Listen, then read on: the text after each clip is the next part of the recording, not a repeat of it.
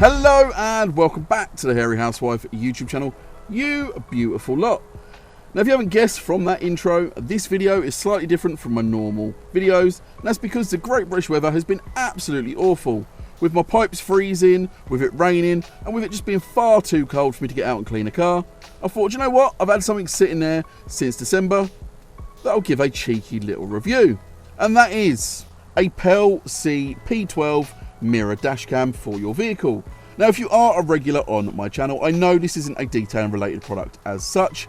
However, if you like me and you like to keep your car clean, you like to keep on top of it, and it's your pride and joy, or like they say, having a car is your second biggest purchase after buying a house, then you want to look after it and you want to have everything covered, having a dash cam is definitely the way to go when you're out and about on the road.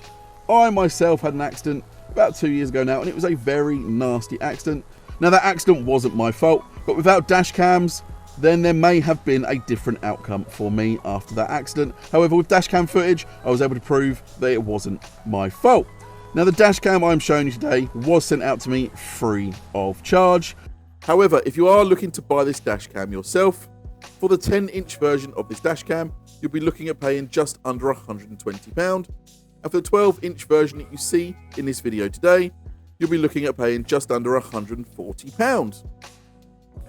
Now the company themselves got my email address from my YouTube channel, and they bombarded me with emails for quite a few months. I'm not going to lie, and I didn't respond back. And one day, after probably the 10th email, I was like, do you know what? I sent them an email back saying, if I can review this truthfully, honestly, without any of your input, then I'll give it a go. And I didn't expect to hear anything back, and I got a reply saying, okay, go for it. So I'm ready today to get it installed and have a little bit of play and give you guys my honest opinion at home. But let's first see what's inside that box.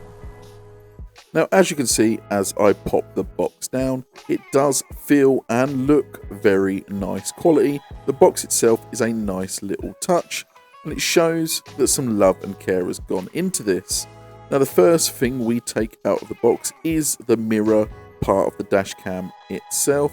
Now, this is the main forward-facing dash cam. Now, the screen is a 12-inch large touchscreen. Now, the camera itself boasts a resolution from 1080p all the way up to 4K. It also has features such as BSD and ADAS. We'll talk about that a little bit later on. Now, popping that mirror aside and seeing what else we have inside that box. Now, also inside the box you get this GPS sensor here that goes on the windscreen of your vehicle, and this allows your dash cam to know which speed, which direction and which road you are traveling on. And it also comes with a 12-volt power supply for this dash cam. Now, this is one that goes into the interior socket of the vehicle. Now, also inside the box you get this long reel of cables that's attached to the rear camera for this dash cam. Now, this camera will go at the back of the vehicle, and those cables will go all the way through to the vehicle, to the front, to the main screen and front camera. Now, you may notice on the rear view camera there is that little red wire you may see there. Now, if you want to be able to use the reverse function on this camera, you'll need to run that red wire to the positive on the reverse light of your vehicle. Now, also inside the box you get this 32 gig micro SD card, and the first thing it tells you to do in the manual is pop this into the screen before doing anything else. And then the second instruction in that manual is to pop this screen up onto your current rear view mirror. And you do this by using the rubber straps applied. They go onto these hooks on the back. You pop it round your rear view mirror and then pop it onto the bottom one like that, and it should hold it nice and tight and snug, as you can see here on my rear view mirror.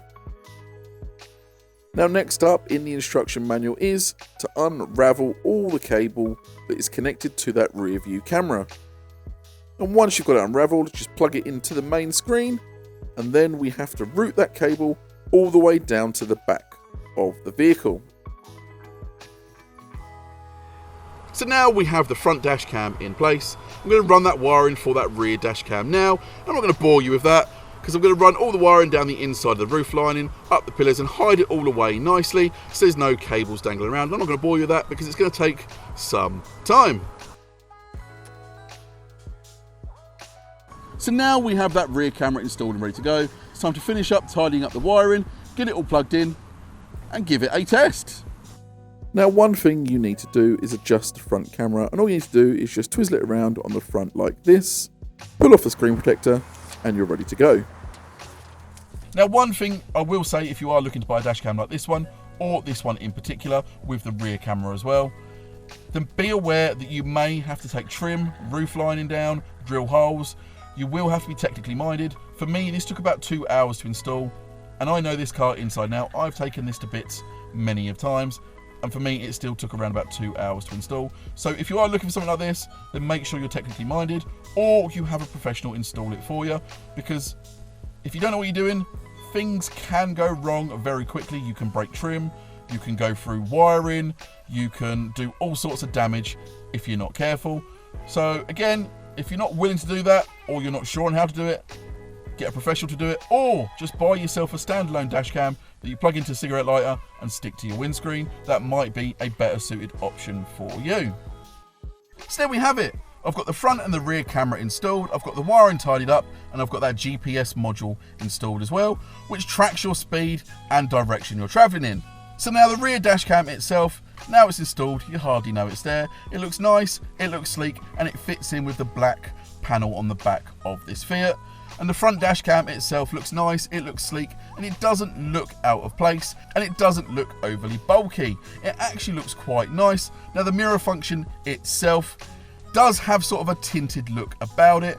You can see very clearly out the back of the vehicle. However, it does look like a tinted glass. It's maybe not as clear as a normal rear view mirror. However, it's still clear enough to see clearly out the back of the vehicle without any hassle whatsoever.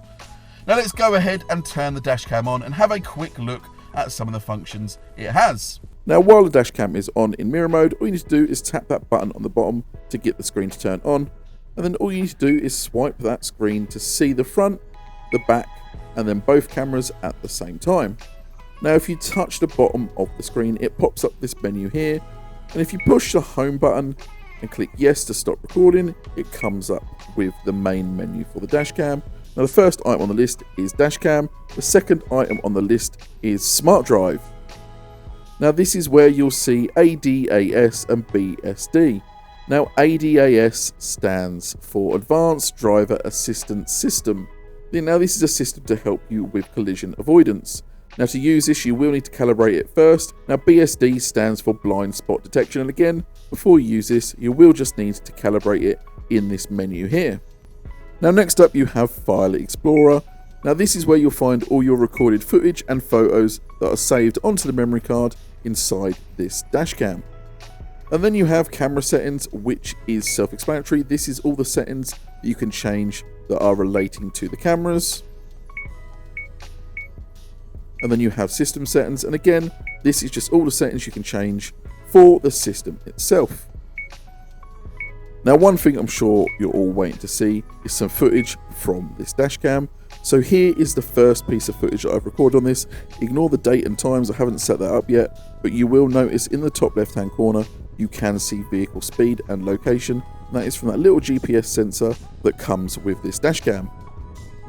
As you can see, this dash cam is very, very clear. However, it might look a little bit grainy. That is because the windscreen of my vehicle is dirty. Unfortunately, that big bulky bit of plastic that covers my rain sensor, my headlight sensor, does get in the way a little bit. You can still see the road ahead very, very clearly. It is a very clear front-facing camera. Now, what about the rear camera itself? Now, the rear camera itself doesn't look as clear as the front, but it is still really nice and clear.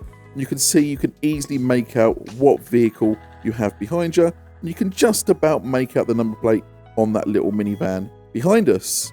But just like the front camera, the recording footage is nice and smooth. Now, how does a camera perform at night?